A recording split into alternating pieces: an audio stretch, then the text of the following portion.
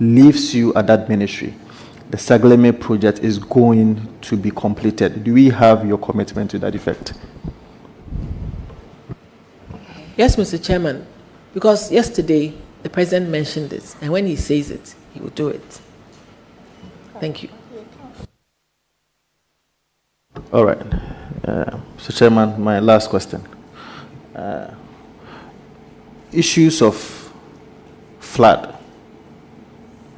is very critical in our country, especially the capital city of Ghana, Greater Accra. Just a few years ago, we had many Ghanaians having their lives perished through flood. It's quite devastating if you have to be affected with such an issue. I want to find out what your party and your government would want to do, especially because the previous government was attacked for lack of issues of flooding. What do you intend to do differently in terms of dealing with flooding? Thank you. In Greater Accra or the country? You are the Deputy Minister for Ghana. And so for the country, but specifically you can zoom into Greater Accra because this is where we are largely or mostly hit when issues of flood hits us. Yeah. Thank you. Mr. Chairman, there were already efforts made with the Garrett project and otherwise to be able to improve their flooding mechanisms, the anti-flooding mechanisms in Greater Accra. That is mainly around the Odo Basin, and the Odo is one out of nine basins in the Greater Accra. But moving forward, you see, there are so many built-up areas in the country. Nowadays, when we even build our houses, we don't want to even leave much grass unless you have a larger space. You pave it, and the water always finds its level. It will run off somewhere, and it will have to be collected somewhere. So I think that we have to have a relook and a rethink at some of these things that we actually do. When they say little drops of water make a mighty ocean, it is a similar thing. Little interventions that everybody paves their little square, putting it together as a composite. There's too much runoff, and so water is not. And then also, there's been a lot of building in areas which should have been reserved. For example, the wetlands. They act as a natural basin to hold excessive water and then slowly percolate into the ground. Even the wetlands are being built on. Places that could have been what they call reserve, they call them retention ponds or retention areas, green areas that will allow water to just percolate down into the soil, fill in the aquifer, and also at least refresh the water table, and then be able to absorb excess water. We are also building in all those areas. And it's not only in Accra. It's happening in lots of urban areas. The rural areas are not as affected as the urban areas are, but the excessive buildup is causing problems. Together with my minister, we'll do the best that we can. But having mechanisms to control flooding is a continuous process, and every government will have to do their part up to a certain point and then continue. Sometimes the funding for it is a bit of a handicap because this is heavy capital expenditure. And sometimes you may not be able to get the funding that you need to be able to solve all the problems, but at least there are some that you can solve, and certain attitudes and maybe revision of certain practices that we all do, particularly building up everything. I think that together we can solve it and do something about the flooding. Thank you. Thank you very much, Mr. Chairman. I think that you may want to look at what the Ministry of Local Government is doing with Garrett, as you rightly said. There's a lot to learn from there.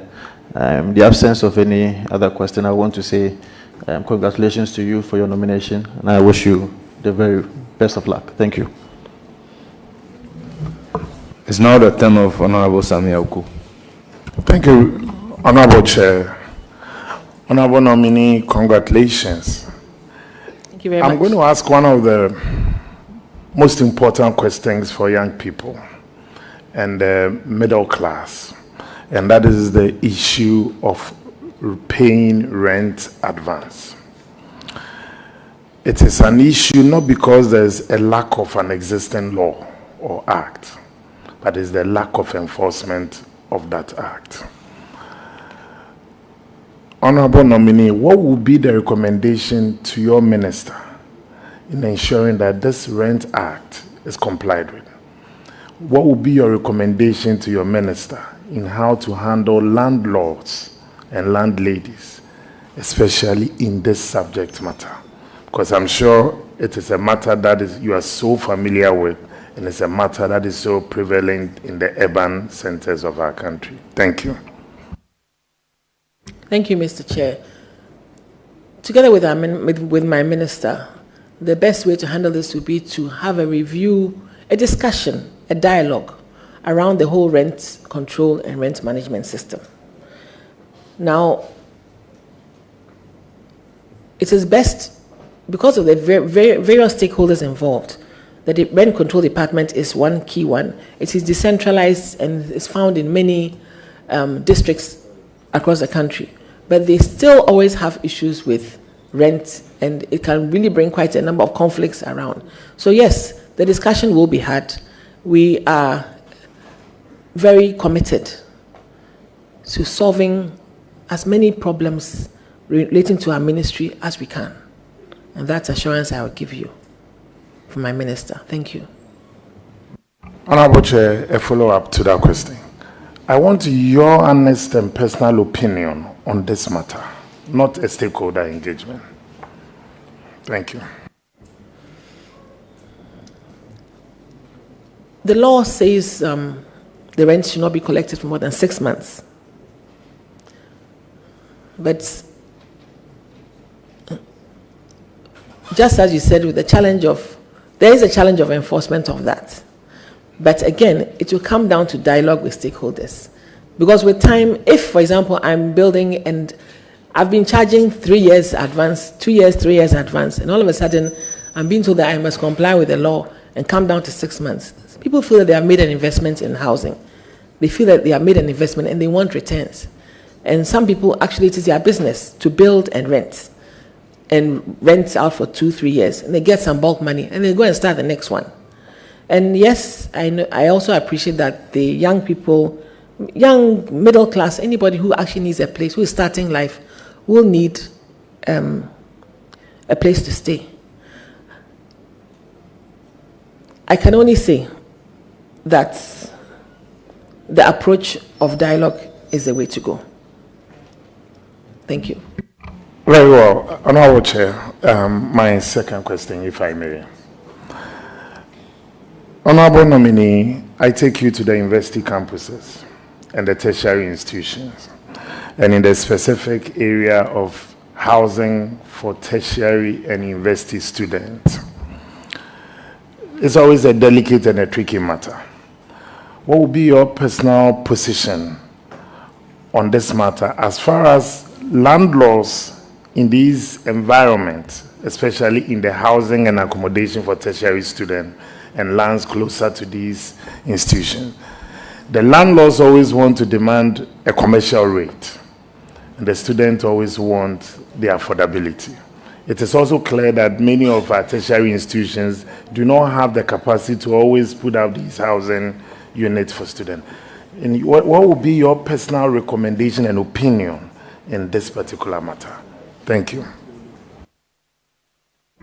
Thank you, Mr. Chair.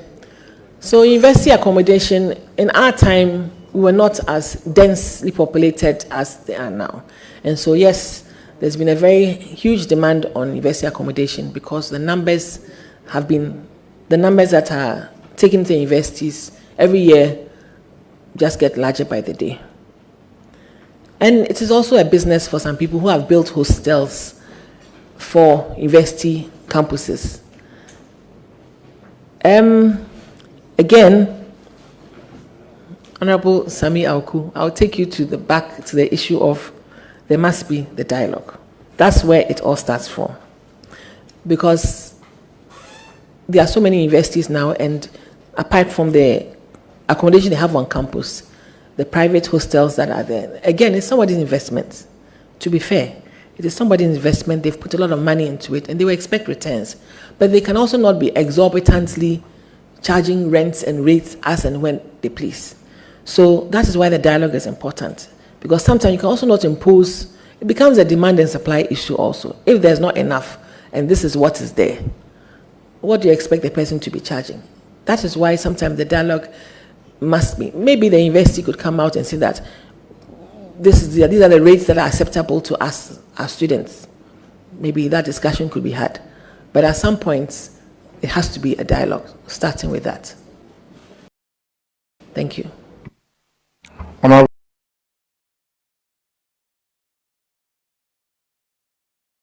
My follow-up question, please. So, Honorable Nominee, would you encourage government to still go into this housing for such, for these tertiary institutions? Mr. Chair, if there has to be an assessment, an evaluation of how successful investing housing has been. Because in every urban area, there may be different nuances.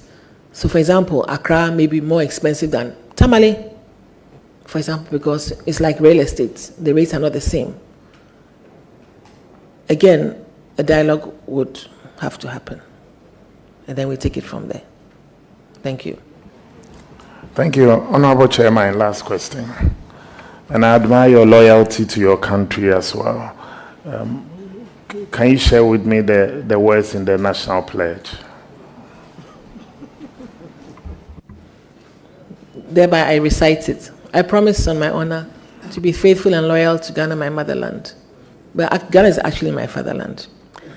I pledge myself to the service of Ghana with all my strength and with all my heart. I promise to uphold in high esteem a heritage won for us through the blood and toil of our fathers. And I pledge myself in all things to uphold and defend the good name of Ghana. So help me God. Thank you, Honorable Chair. I will give the floor to Honorable Jerry Shai. Honorable, congratulations to you. Thank you, Honorable. I just want to find out if I perused your CV and I saw that you've been engaged in PPP, as in you've studied a lot more on PPP, I think in Washington, D.C., in 2014, 2016, thereabout. Is that correct? Yes, Mr. Chair. So what would be your suggestion to your minister with reference to PPP arrangements where we have lands in some areas that, for instance, you can say Lava cantonments, and you have some public or civil servants living on those lands. The lands are utilized. Is it the case that you recommend more PPPs for such, so that in giving housing to public servants, especially senior public servants? There are some ongoing in Ridge, Cantonment, Latebia Okoshi, and other places, Roman Ridge, and others. Now, my observation is that the negotiations start again. I've seen a case where I think there were about 4 units on a plot, and then they were rebuilt elsewhere as same 4 or 5. You must look at the value of the land, and then the development the next development will be commensurate to the value of the land, and again based on negotiations. So, like I said, that is already ongoing in the ministry, and I'm sure the minister has taken a look at some of those already. I'm aware that he's done that, and together we'll discuss and move forward, because there will continuously be the need for some public housing. Thank you.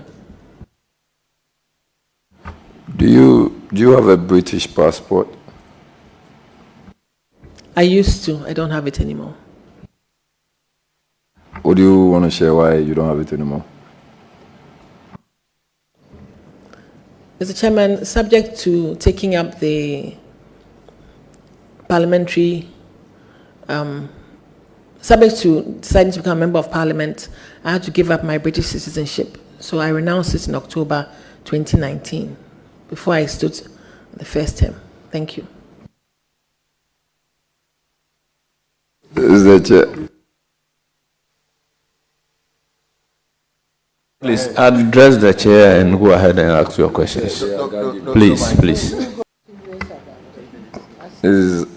Honorable Chair, just want to find out from the nominee. I know the usual language is that you are going to support the minister. So there are about 16, I'm not too sure if I'm right on that, housing projects ongoing in Ghana.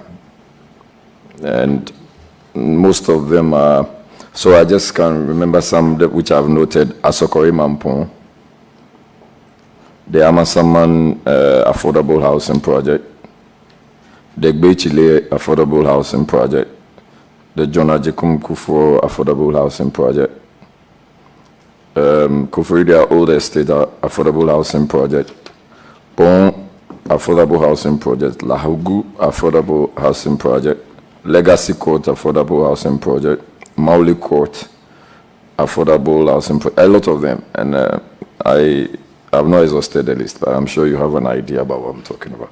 Would you recommend to your minister that these projects are sustained and completed, and how do you ensure that the projects stay within the budget?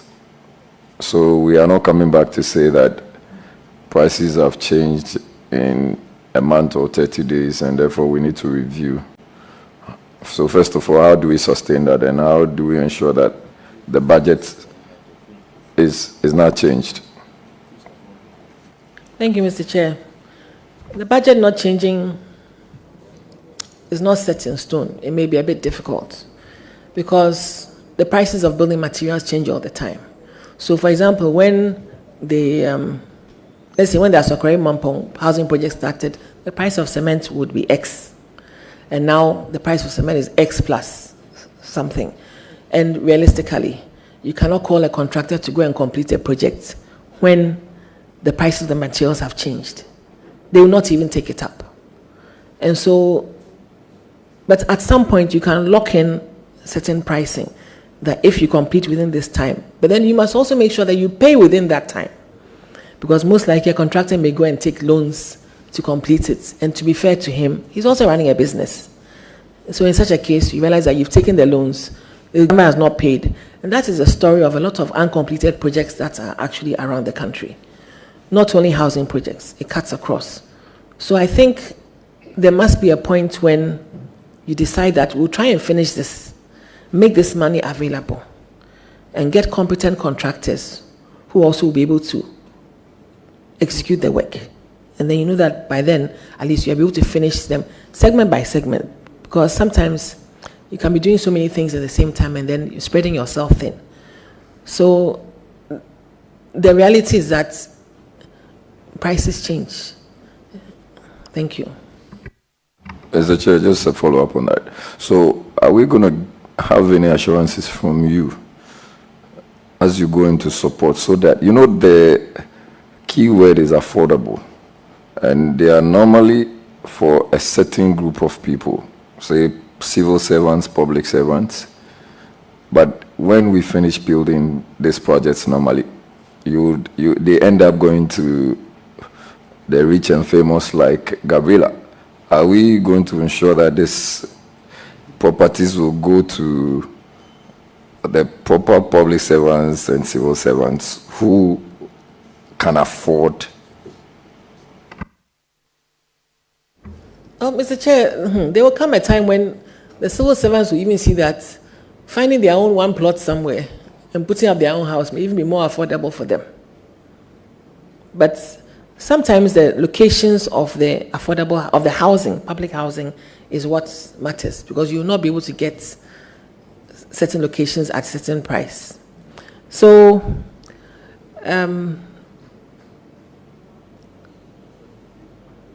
I think that, Mr. Chairman, I'm a bit lost with the last part of his question. Just ensuring that the people who are meant to have this project are going to have the project. I mean, I think you have actually dealt with it, so. But let me just add something. You see, the tag of affordable, sometimes it sounds a bit derogatory. So somebody will say, I don't like this affordable housing. This is just a reduction of the specifications. So for example, instead of using a porcelain tile on the floor, you decide to use a ceramic tile, which will be cheaper. Or you not use a tile at all and you just leave it as a smooth finish. So the paint will be the same. Maybe instead of getting a Jaguar sanitary ware, that brand, you go for a lower brand. You know, instead of maybe having sliding windows, you put louvers. So it's basically just a drop of the specifications that, you know, give it that, and then trying to make it a bit more affordable in totality. Thank you. Chair, last question. Yes, the two were. Honorable Jerry, your first question was on the PPP arrangement. The second one was on the British passport, and then the reason for renunciation, and then the third question is on affordable housing projects. Sometimes that's you do true, this as if I am not keeping record. Chair, you only ask your three questions. You have. You Yes. have. If Chair is going to allow, but Yes, if not, yes, that yes. is okay. It's So if fine. you want my leave to Yes, ask that's that question, Chair, you are don't right say on point. your last question. No, I Yeah, thought that was the last, Very and it wasn't. Very well, you may malice. ask the question. Thank you very much, Chair. I think today is Friday, Chair will let us. This is just about my constituency. We have problems with storm drains. We also have problems with flooding. And this is replicated in some other constituencies. I'm sure, apart from Wejagbawe, you may find that in Botiano. And I think it's because of the topography of the area. Do you have any plans? Because we talk about dredging. And now, even dredging, largely, you won't have the district assemblies doing so. You won't have the money for desilting as well. I'm more excited seeing you there because that's going to be a way to solve these problems. Are you going to assure us that you would find ways to solve these problems, for especially on the construction of storm drains and then dredging and desilting? Thank you. Thank you, Mr. Chair. Mr. Chair, there are some existing projects, some projects that are going on. I know there are some box culverts or so that were being constructed by the, in between McCarthy Hill and Weja, if I recall. I think they are still under construction. I think that is in your constituency. Oh, that's Botiano. But they all have linkages from one to the next. So I believe that, I do not know the entire scope of that particular project, but I believe that it will enter your constituency. But the general thing, like I talked about, is the runoff, the surface runoff. That, I think, that can be tackled locally.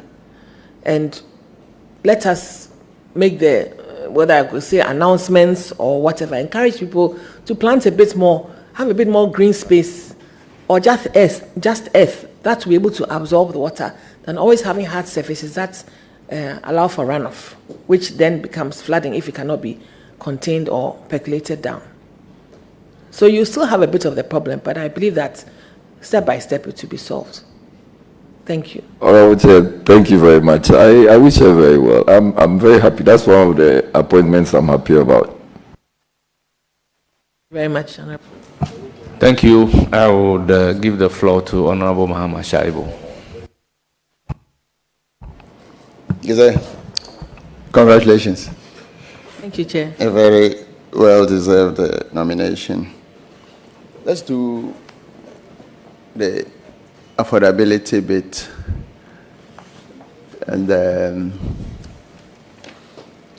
that word, affordable housing, has been used over the years. In your view, given the current economic situation, income levels of middle income, basic civil servants, do you think we should still be calling it affordable housing? or you want a different name for it. They just cannot. The people they are meant for can't afford it. So maybe, Mr. Chair, it's time to apply some marketing techniques to it and just sell it as an estate, give it a very nice name. Meanwhile, you know that the specifications are much lower than what may be high end, because the affordable tag sounds a bit not demeaning, but it seems to have a bit of a negative connotation, and somebody won't, I don't want to go that way, it's affordable housing. But the house is the house, and it's shelter. And sometimes what you really need is just a roof over your head. But obviously, with our tastes and preferences, we all have different wants, and then it moves from the point of a need to a want. So I think that my minister would be very, and we've had those discussions, what do we do to make it sound a bit different or change the connotation of affordability? Meanwhile, it may still be affordable. But really in Ghana, what is affordable? What building materials are affordable these days? That's a challenge. Thank you. Housing for security services has been challenged over the years. I'm sure you've become aware of that. Would you want to prioritize your housing units for security services? I know other public service workers would want to have, but if you have our military and police people living, renting houses in units with civilians, you can imagine the compromises that can be. Would you want to suggest to your minister to prioritize on security bit before the others? Thank you, Mr. Chair. The decentralized district housing can cater for some of that. This is just about the allocation. So some may be teachers, some may be health personnel, some may be security personnel. So I believe for now, the housing schemes that I've seen are much larger, and they are mostly centered in urban areas. But really, the police are posted all across the country. And sometimes when you see the accommodation they live in, left to them alone, they will not be living in that. But maybe it's either a duty post or otherwise. And it's not only them, immigration officers are also posted around the country. I think generally it's important that we look at housing for the various groups. And again, the district housing that my minister has looked at is likely to solve that problem. Thank you. On that note, Mr. Chairman, let me wish the nominee. I know you will deliver, and I wish you very well in your new role. Thank you very much, Mr. Chair. I will give the floor to the Deputy Ranking, Honorable Patricia Piaget. Thank you very much, Honorable Chair. I'd like to take this opportunity to congratulate Honorable Gizella. I don't think I have any doubt about your capacity to perform in the position of a Deputy Minister for the Works and Housing Unit. But I believe that there are some few challenges that we need to speak to. And the challenges, I see your work as one of monitoring, one to ensure effective implementation, and the right evaluation in order to track progress. Honorable nominee, do you think your ministry has been very efficient in addressing all these challenges? And if not, how are you going to support your minister to ensure the deepening of these challenges? Thank you. Thank you, Mr. Chair. it all boils